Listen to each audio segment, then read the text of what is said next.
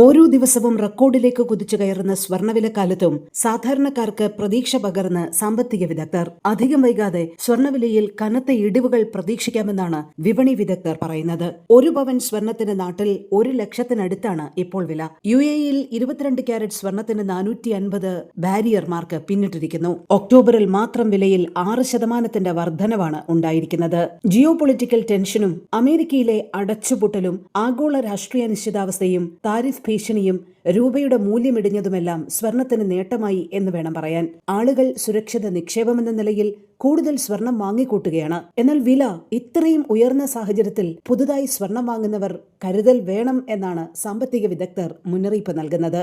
കുറഞ്ഞ കാലത്തിനുള്ളിൽ വില കുതിച്ചുയർന്നതിനാൽ ഏത് ഘട്ടത്തിലും നിക്ഷേപകർ സ്വർണം വിറ്റ് ലാഭമെടുക്കാൻ സാധ്യതയുണ്ട്. 1970-കളിലും 2000-ലും സ്വർണ്ണവിലയിലുണ്ടായ കുതിപ്പിന് സമാനമാണ് നിലവിലെ മുന്നേറ്റമെന്നാണ് വിപണി വിദഗ്ധർ പറയുന്നത്.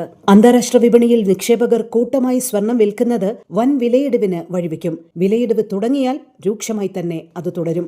അന്താരാഷ്ട്ര വിപണിയിൽ ഡോളറിന്റെ മൂല്യമിടിഞ്ഞതും ഗസ ആക്രമണം അവസാനിച്ചതും സ്വർണവും വെള്ളിയും വിറ്റ് ലാഭമെടുക്കാൻ ഒരുപക്ഷെ നിക്ഷേപകരെ പ്രേരിപ്പിച്ചേക്കാം.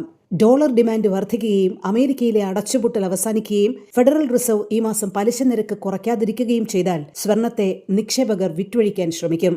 പല രാജ്യങ്ങളിലും ബോണ്ട് ആദായം കൂടുന്നതും സ്വർണത്തിന്റെ തിളക്കം നഷ്ടപ്പെടുത്തിയേക്കാം. ചുരുക്കത്തിൽ റെക്കോർഡ് വിലയുടെ കാലത്ത് നിക്ഷേപമെന്നുള്ള രീതിയിൽ കൂടുതൽ സ്വർണം വാങ്ങുന്നവർക്ക് മുന്നറിയിപ്പാണ് വിദഗ്ധർ നൽകുന്നതെങ്കിലും സ്വർണ്ണാഭരണങ്ങൾ വാങ്ങാനും ധരിക്കാനും ഇഷ്ടപ്പെടുന്ന സാധാരണക്കാരെ സംബന്ധിച്ചിടത്തോളം വില ഇടിയുമെന്നുള്ള പ്രവചനം ഏറെ സന്തോഷം നൽകുന്നതാണ്.